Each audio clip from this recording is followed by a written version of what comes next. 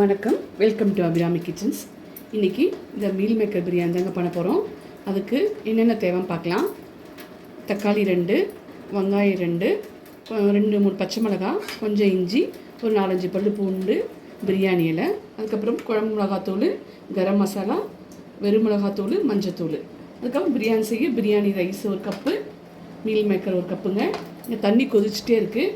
இந்த மீல் மேக்கரை போட்டுருவோம். கொஞ்சம் நேரம் அப்படியே ஊறட்டுங்க. ஆஃப் பண்ணிடலாம் ஸ்டவ்வை. எண்ணெய் விட்டுக்கலாம். கொஞ்சம் பிரியாணி இலை போட்டுக்கலாங்க.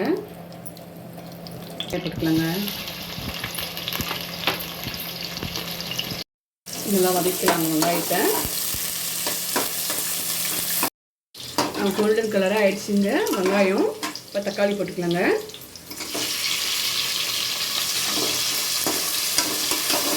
தக்காளி கொஞ்சம் நல்லா வதக்கட்டுங்க. நம்ம சுடு தண்ணியில் போட்டு மீல் மேக்கர் பாருங்கள் எப்படி நல்லா உப்பி வந்திருக்குங்க. இது கொஞ்சம் எடுத்து பச்சை தண்ணியில் கொஞ்சம் நல்லா வாஷ் பண்ணிவிட்டு இது ரெடி பண்ணிக்கலாங்க.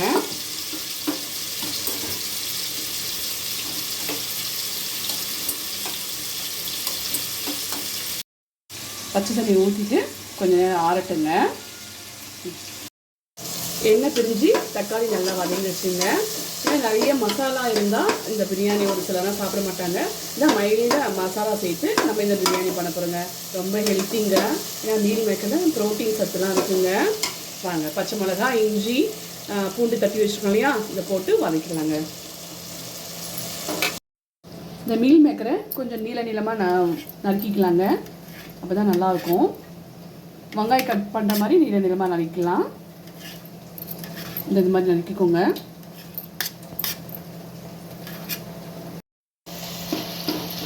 பூண்டு, பச்சை மிளகாய், இஞ்சி போட்டோம் இல்லைங்களா, அதுவும் நல்லா ஃப்ரை ஆகிடுச்சுங்க. இப்போ இந்த மீல் மேக்கரை நீளமாக நறுக்கியிருக்கோம், இதை போட்டுடலாம்.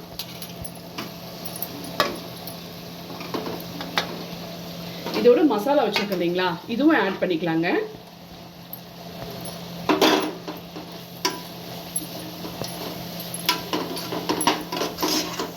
சும்மா ஒரு 2-3 கரண்டி பற்றினா போதுங்க.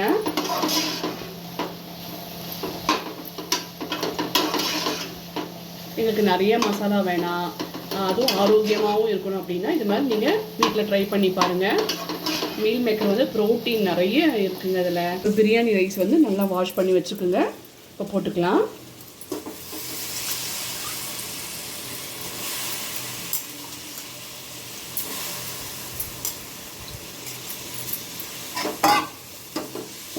போட்டுட்டு ஒரு கருத்துலாங்க.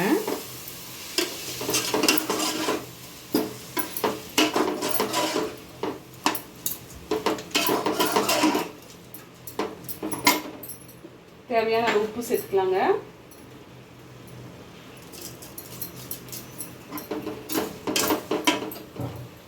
தயிர் ஒரு 2 ஸ்பூன் விட்டுக்கலாங்க. இந்த தயிர் எதுக்கு விட்டேன்னா ஒன்றுக்கு ஒன்று ஒட்டாமல் சாதம் நல்லா பொலன்னு வருங்க. அதுக்காக தான் அந்த தயிர் ஆட் பண்ணியிருக்கோம். நல்லா வதங்கிடுச்சுங்க. இப்போ தண்ணி சேர்த்துக்கலாம்.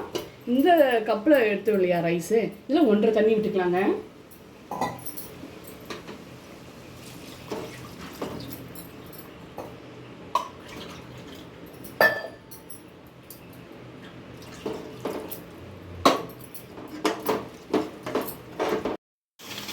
முடி போட்டு விசில் போட்டாச்சுங்க.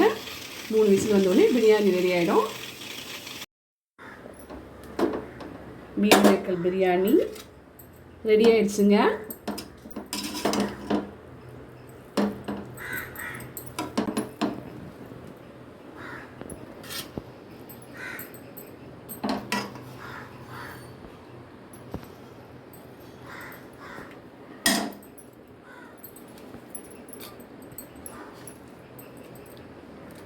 ஆனியன் தயிர் பச்சடி சூப்பராக இருக்குங்க. நீங்கள் ட்ரை பண்ணி பார்த்துட்டு எனக்கு கமெண்ட்ஸில் சொல்லுங்கள்.